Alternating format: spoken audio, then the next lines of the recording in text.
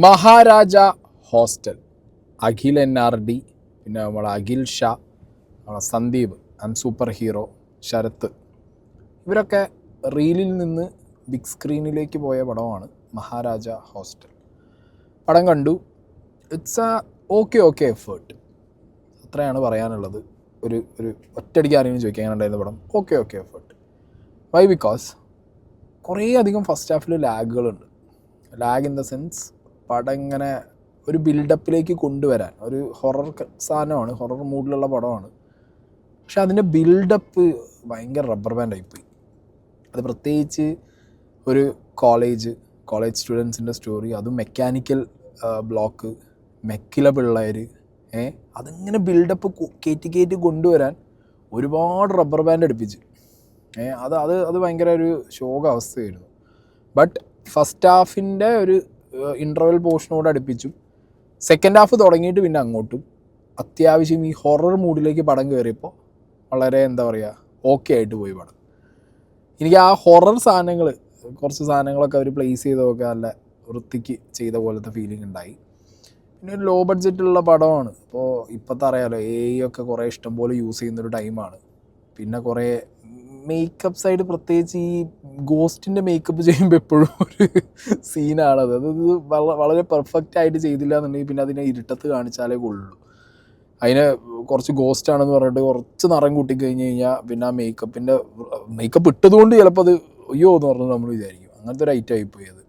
അപ്പോൾ അങ്ങനത്തെ കുറച്ച് സാധനങ്ങൾ ഇതിൻ്റെ മേക്കിങ്ങിൻ്റെ ഭാഗത്തുനിന്ന് എനിക്കിങ്ങനെ, അതുപോലെ ഇരുട്ട് കാണിക്കുന്നതും ഒരു ഇരുട്ട് തന്നെയാവണ്ടേ, അപ്പോഴേ നമുക്ക് പേടിയാവുള്ളൂ.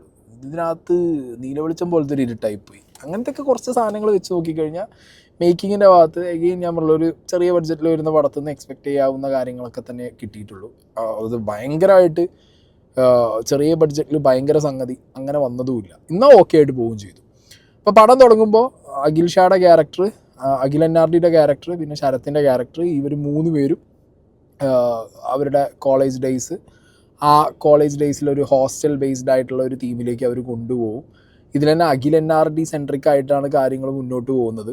എനിക്ക് ഇവരുടെ 3 പേരുടെ പെർഫോമൻസിൻ്റെ കാര്യത്തിലും ശരത്തിൻ്റെ പെർഫോമൻസ് ഈ 3 പേരെയും വെച്ച് നോക്കുമ്പോൾ ആ കൂട്ടത്തിൽ ശരത്തിൻ്റെ പെർഫോമൻസ് ഈ റീലിൽ നിന്ന് ഒരുപാട് വ്യത്യാസമായിട്ട് ഒരു സിനിമയ്ക്ക് വേണ്ട എലമെൻറ്റുകളൊക്കെ ഉള്ള പോലെ തോന്നി, കമ്പയറിങ് അതർ ടു. കാരണം അഖിലിൻ്റെ ആണെന്നുണ്ടെങ്കിലും അഖിൽ ഷായുടെ ആണെങ്കിലും NRD ആണെങ്കിലും അഖിൽ ഷാ ആണെങ്കിലും ഇവരുടെ 2 പേരതും കുറച്ചും കൂടി ഒന്ന് സെറ്റ് ആവാനുള്ള പോലത്തെ ഒരു ഫീലിംഗ് വന്നു. ബട്ട് അവർ മോശമല്ല കേട്ടോ ചെയ്തത്. അഖിൽ NRDൻ്റെ ചില കൗണ്ടേഴ്സൊക്കെ അടിപൊളിയായിരുന്നു. തിയേറ്ററിൽ അത്യാവശ്യം ആളുകളൊക്കെ ചിരിച്ചിട്ടുണ്ട്. അഖിൽ ഷയാണ് സത്യത്തിൽ ഞാൻ എക്സ്പെക്റ്റ് ചെയ്തത് അഖിൽ ഷാ സ്കോർ ചെയ്യുന്നതാണ്. പക്ഷേ ഭയങ്കര ഡിസപ്പോയിൻറ്റഡ് ആയത് അഖിൽ ഷായുടെ കേസിലാണ്. കാരണം അഖിൽ ഷായുടെ ആ ഒരു റീലിൽ കാണുന്നൊരു ഇമ്പാക്റ്റ് ഉണ്ടല്ലോ, ഇനി റീല് കണ്ട് ഇത് ത്രൂ ഔട്ട് ഒരു ഫിലിമിൽ കാണുമ്പോൾ ആ ഇമ്പാക്റ്റ് പോയതാണോ എന്നും അറിയില്ല. എവിടേക്കോ ഒരു ക്രിസ്ത്യൻ ക്യാരക്ടറാണ് അഖിൽ ഷായുടെ പ്ലേ ചെയ്തത്. ആ ക്യാരക്ടറിന് അഖിൽ ഷായുടെ തന്നെ ഒരു ഡയലോഗ് ഡെലിവറി, അതിൻ്റെ മോഡുലേഷനൊക്കെ അതിപ്പോൾ ഈ മലപ്പുറത്തുനിന്ന് ഇങ്ങനെ ഒരാൾ സംസാരിക്കുന്നത് പോലത്തെ ഒരു സാധനമായിപ്പോയി. അതെനിക്കിങ്ങനെ അത് കുറച്ചും കൂടി ഒന്ന് മാറ്റിപ്പിടിച്ചാൽ നന്നായിരുന്നു എന്നുള്ള ഫീലിംഗ് ഉണ്ടായി. അതാണ് എനിക്ക് ശരത്താണ് കമ്പാരിറ്റീവ്ലി ഒന്നും കൂടി ഒന്ന് സിനിമാറ്റിക് സാധനത്തിലേക്ക് കറക്റ്റ് കയറി നിന്ന പോലത്തെ ഫീലിംഗ് ഇവർ 3 പേരിലും തോന്നി. പിന്നെ അഖിൽ NRD നന്നായിട്ട് ചെയ്തിട്ടുണ്ട്. കാരണം അഖിൽ NRDക്കാണ് കുറേ അധികം കാര്യങ്ങൾ ചെയ്യാണ്ടായിരുന്നത്. ഒരു കോളേജ് സ്റ്റുഡൻറ്റ് എന്നുള്ള രീതിക്ക് പ്രേമം അഖിൽ NRDക്കായിരുന്നു ഉണ്ടായിരുന്നത്. പിന്നെ ഈ പേടിപ്പിക്കുന്ന ഐറ്റത്തിലേക്ക് ലീഡ് കൊടുക്കുന്നത് അഖിൽ NRDയാണ്. അപ്പോൾ അഖിൽ NRDനെ ചുറ്റിപ്പറ്റി പോകുമ്പോൾ അഖിലൊരു ലോഡ് കൂടുതലുണ്ട്. അത് നല്ല രീതിയിൽ അഖിൽ ചെയ്ത് വെച്ചിട്ടുണ്ട് കേട്ടോ. അതിനൊന്നും മോശം പറയാം. നല്ല എഫേർട്ടാണ്, മോശം എഫേർട്ട്. കാരണം ഇങ്ങനെയൊക്കെ കയറി വന്നവരൊക്കെ തന്നെ ആഷിറും ബാക്കി ടീമൊക്കെ, അതുപോലെ തന്നെ ഇവരും നാളുകളിൽ ഇനിയും ഇഷ്ടംപോലെ സിനിമയൊക്കെ ചെയ്ത് കയറി വരും. അപ്പോൾ ഫസ്റ്റ് ഹാഫ് അങ്ങനെയായിരുന്നു. ഫസ്റ്റ് ഹാഫ് ഞാൻ പറഞ്ഞല്ലോ, ഈ കഥ പറഞ്ഞു പോകുമ്പോൾ ക്യാരക്ടർ ആർക്ക് ബിൽഡാവുന്ന സമയത്ത് കുറേ അധികം ഷോട്ടുകളൊക്കെ ഭയങ്കര എക്സ്റ്റെൻഡ് ചെയ്ത് പോയി. ഇവർ മദ്യപിക്കുന്ന ഷോട്ടുണ്ട്, സിഗരറ്റ് വലിക്കുന്ന ഷോട്ടുണ്ട്. അതൊക്കെ സിഗരറ്റ് വലിക്കുമ്പോൾ സിഗരറ്റ് വലി എങ്ങനെയാണ് എന്നുള്ളതൊക്കെ പറഞ്ഞു കൊടുക്കാൻ വേണ്ടി ചുമ്മാ ഒരു 1 മിനിറ്റൊക്കെ സ്പെൻഡ് ചെയ്ത പോലെ. എന്തിനാ അതിൻ്റെ ആവശ്യമില്ല. അതൊക്കെ കട്ട് ഡൗൺ ചെയ്തിട്ടുണ്ടെങ്കിൽ ഒന്നുകൂടി ക്രിസ്പ് ആക്കിയിരുന്നെങ്കിൽ ഫസ്റ്റ് ഹാഫ് നമുക്കൊരു ഈ പ്രേതം എലമെൻറ്റിക്ക് ഒരു ക്യൂരിയോസിറ്റി വേണമല്ലോ. ആ ക്യൂരിയോസിറ്റിയിലേക്ക് നമുക്ക് എത്തിക്കാനുള്ളൊരു സാധനം പെട്ടെന്നായിരുന്നെങ്കിൽ ഫസ്റ്റ് ഹാഫ് കുറച്ചും കൂടി ഓക്കെ ആയിരുന്നു. പിന്നെ ഫസ്റ്റ് ഹാഫ് കഴിഞ്ഞ് ഇൻ്റർവെൽ പോർഷൻ കഴിഞ്ഞ് അതുകൊണ്ട് സെക്കൻഡ് ഹാഫ് തുടങ്ങിയത് മുതൽ, പ്രേതം വന്നത് മുതൽ പടം ഓണാണ്. അതിൽ തന്നെ ഇവർ ഈ കോളേജ് ഹോസ്റ്റലിൽ നിന്ന് മാറി വേറൊരു ഹോസ്റ്റൽ സെറ്റപ്പിലേക്ക് പോകുന്നുണ്ട്. അവിടെ സജിൻ ചെറുകയിൽ അങ്ങേര് ചെയ്തൊരു ഹോസ്റ്റൽ വാർഡൻ്റെ റോളൊക്കെ ഉണ്ട്. അത് ആദ്യം തന്നെ ഒരു ക്യൂരിയോസിറ്റി ആ റോളിനോട് തോന്നി, ആ ക്യാരക്ടറിനോട് തോന്നിയിട്ടുണ്ടായിരുന്നു. പിന്നെ ആ ക്യാരക്ടർ ബിൽഡാവുന്ന സമയത്ത് അത് ഭയങ്കര രസമായിട്ട് തോന്നി. ഈ പടത്തിൻ്റെ ക്ലൈമാക്സ് ഒക്കെ എത്തിയപ്പോഴത്തേക്ക് ആ ക്യാരക്ടർ ഭയങ്കരമായിട്ട് തന്നെ എസ്റ്റാബ്ലിഷ്ഡ് ആയി. നമ്മൾ ഈ കോളേജ് ഹോസ്റ്റൽ ലൈഫ് അത് ബേസ് ചെയ്തുള്ള പ്രേതകഥയൊക്കെ ഇഷ്ടംപോലെ ഇപ്പോൾ മലയാളത്തിൽ വന്നുപോയ ഐറ്റാണെങ്കിലും ഇതിനകത്ത് എവിടെയോ അവർക്കൊരു ഒരു ചെറിയ രീതിയിലെങ്കിലും ഒരു മാറ്റി കൊണ്ടുവരാനുള്ളത് പറ്റി. ഇതില്ലായിരുന്നെങ്കിൽ സ്ഥിരം as usual college story, hostel story, അതിനകത്ത് പ്രേതം എന്നാണെന്നുണ്ടെങ്കിൽ ഇത്രയും എന്താ പറയുക ഭയങ്കര ലോ ആയി പോയിരുന്നു പടം. പക്ഷേ അതല്ല, ഇത് കുറച്ചൊരു മാറ്റം. ഞാൻ പറയുന്നത് ഭീകരമായ ട്വിസ്റ്റ് ടേൺ അങ്ങനത്തെ സെൻസേഷണൽ സാധനങ്ങളല്ല കേട്ടോ. കുറച്ചൊരു ചിന്തിച്ചെഴുതിയ കുറച്ച് പോർഷൻസ് ഉണ്ട് ഇതിനകത്ത്. അത് കറക്റ്റ് കാണാനുമുണ്ട്. അത് ആ കഥയ്ക്കകത്ത് കുറച്ച് ടൈം നമ്മളെ ഒന്ന് ഇൻട്രസ്റ്റിംഗ് ആക്കി, കുറച്ച് സമയം. അങ്ങനെ ഭീകരമായിട്ട് നല്ല കുറച്ച് സമയം നമ്മളെ ഇൻട്രസ്റ്റിംഗ് ആക്കി സെക്കൻഡ് ഹാഫിൽ. അങ്ങനെ ഈ പ്രേതം റിലേറ്റഡ് ആയിട്ടുള്ള പരിപാടികൾ സെക്കൻഡ് ഹാഫിൽ ഇങ്ങനെ നടക്കുന്നു. അതിനിടയിൽ നമ്മളെ സൂപ്പർ ഹീറോ എഗെയിൻ ഞാൻ പറഞ്ഞല്ലോ, റീലിൽ നിന്ന് അത് സിനിമയിലേക്ക് വന്നപ്പോൾ അഡാപ്റ്റ് ചെയ്തു നന്നായിട്ട്. സന്ദീപ് നന്നായിട്ട് അഡാപ്റ്റ് ചെയ്തു.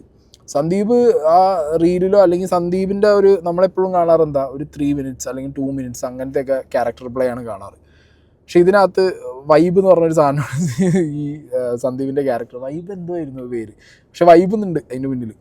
സന്ദീപിൻ്റെ ക്യാരക്ടറിനെ ഇൻട്രൊഡ്യൂസ് ചെയ്ത മുതൽ സന്ദീപ് ഇടയ്ക്കിടയ്ക്ക് വന്നു പോകണം. സന്ദീപിൻ്റെ ക്യാരക്ടർ നന്നായി ചെയ്തിട്ടുണ്ട്. അതിപ്പോൾ ഈ ശരത്തിനെ പറഞ്ഞ പോലെ തന്നെ സിനിമ എന്ന് പറഞ്ഞ യൂണിവേഴ്സിലേക്ക് കറക്റ്റ് ആ ഒരു എൻ്റർ ചെയ്യാൻ പറ്റുന്ന രീതിയിലുള്ളൊരു ബോഡി ലാംഗ്വേജും ഡയലോഗ് ഡെലിവറിയും നമുക്കൊരിക്കലും ആ റീലിൽ നിന്ന് പോയി സിനിമയ്ക്ക് എത്തിയില്ല എന്നുള്ള ഫീലിംഗ് ഇല്ല. അത് ശരത്തിനും ഇല്ല, സന്ദീപിനും ഇല്ല. മേ ബി NRDയും അഖിൽ ഷായ്ക്ക് അത് ബെറ്റർ ആക്കും എന്നുള്ളത് എൻ്റെ പ്രതീക്ഷ. കാരണം ഇവർക്കൊക്കെ സിനിമയിൽ നല്ല ഭാവിയുള്ള ആൾക്കാരാണ്, നല്ല രീതിയിൽ പെർഫോം ചെയ്യാൻ പറ്റുന്ന ആളുകളാണ്. സോ അവർ കുറച്ച് ആക്ടിങ് ക്ലാസ് ഒക്കെ എടുത്തിട്ട് അത് ബെറ്റർ ആക്കുമായിരിക്കും. എന്താണെങ്കിലും സന്ദീപിൻ്റെ ക്യാരക്ടറും രസമുണ്ടായിരുന്നു. സന്ദീപ് ഇങ്ങനെ ത്രൂ ഔട്ട് ഇല്ലെങ്കിലും ഉള്ള ടൈമിലൊക്കെ വന്നിട്ട് ആ ഒരു സംഗതി ഡെലിവർ ചെയ്ത് സന്ദീപിൻ്റെ ക്യാരക്ടറും പോയിട്ടുണ്ട്. പിന്നെ പ്രേതം എലമെൻറ്റ് വന്ന സമയത്താണ് ഡയറക്ടറിന് ശരിക്ക് അവിടെ ഇയാളെന്താ പറയുക ത്രൂ ഔട്ട് ചിലപ്പോൾ ഒരു പ്രേതപ്പടം ആദ്യം മുതലേ ഫുൾ പേടിപ്പിക്കാനുള്ളൊരു പ്രേതപ്പടം എടുക്കാൻ കൊടുത്തു കഴിഞ്ഞാൽ ചാരുവക്കൻ ചിലപ്പോൾ നല്ലൊരു പ്രേതപ്പടം എടുക്കും. കാരണം ജംസ്കെയറൊക്കെ അത്യാവശ്യം കുഴപ്പമില്ലാത്ത രീതിയിൽ പേടിക്കുന്ന രീതിയിൽ തന്നെ എടുത്തു വെച്ചിട്ടുണ്ട്. പിന്നെ കുറേ കൊണ്ട് ഓവറും ആയിരുന്നു കുറച്ചാണ് കഴിഞ്ഞപ്പോൾ. നമുക്ക് എക്സ്പെക്റ്റഡ് ആയി ഇവിടെ കണ്ട പ്രേതം ഇനി തിരിയുമ്പോൾ നോർമൽ ഒരു പേടിപ്പിക്കാൻ വേണ്ടി വെക്കുന്ന ഒരു ഫ്രെയിമുകളുണ്ടല്ലോ. ഇപ്പോൾ മുന്നിലൊരു പ്രേതത്തിനെ കണ്ടു, അത് കുറേ ആയിക്കഴിഞ്ഞാൽ പിന്നെ പേടിക്കില്ല ആൾക്കാർ. ഇതിനകത്ത് ചില പോർഷൻസിൽ അത് കുറേ ആവും ചെയ്തു. പിന്നെ പ്രേതം ലാസ്റ്റിലേക്ക് വേറെ ഒരിതാവുന്നു. പിന്നെ കഥ അങ്ങനെ അങ്ങോട്ട് ലാസ്റ്റിലേക്കൊക്കെ ആകുമ്പോൾ വേറെ രീതിക്ക് പോയി. അത് പേഴ്സണലി എന്നോട് ചോദിച്ചു കഴിഞ്ഞാൽ എനിക്ക് അങ്ങനത്തെ എലമെൻറ്റുകളോട് താല്പര്യമില്ലാത്തതുകൊണ്ട് ഞാൻ വിചാരിച്ചു ലാസ്റ്റ് ക്ലൈമാക്സിലൊക്കെ ഇത് ഇങ്ങനെയാണ് തീർത്തേ എന്നുള്ളൊരു തോന്നൽ അങ്ങനെ ആയിപ്പോയി. പക്ഷെ അതൊരു കഥയാണ്, ഒരു കാടിനെ ചുറ്റിപ്പറ്റിയിട്ടുള്ളൊരു കഥയാണ് ആ പറഞ്ഞു പോയത്. അത് അവർ അത്യാവശ്യം കുഴപ്പമില്ലാത്ത രീതിയിൽ തീർത്ത് വിടുകയും ചെയ്തു. മേക്കിങ്ങിൻ്റെ സ്ഥലത്ത് ഈ ബഡ്ജറ്റ് ലോ ആയതുകൊണ്ടുള്ള കുറേ അങ്ങനത്തെ സാധനങ്ങളൊക്കെ ഭയങ്കര വിസിബിളായിരുന്നു. ദാറ്റ്സ് ഇറ്റ്, അത്രയേ ഉള്ളൂ. ഒരു decent movie in the sense second half മുതലൊക്കെ പടം പിക്കായി ഒരു ഡീസൻറ്റ് ഫീൽ തരുന്ന ഒരു പ്രേതപ്പടം. ചില പോർഷൻസിലൊക്കെ പേടിക്കാനുണ്ട്. ആൻഡ് സം കൗണ്ടേഴ്സ്, അഖിൽ NRDൻ്റെ ചില കൗണ്ടേഴ്സ്, സന്ദീപിൻ്റെ ചില കൗണ്ടേഴ്സൊക്കെ വർക്കായിട്ടുണ്ട്. Okay, so that's it guys. അത്ര മോശം പടമൊന്നുമല്ല, ഒരു ഓക്കെ വാച്ച്. അതായിരുന്നു എനിക്ക് മഹാരാജ ഹോസ്റ്റൽ എന്നുള്ള ഈ ഒരു പർട്ടിക്കുലർ മൂവി.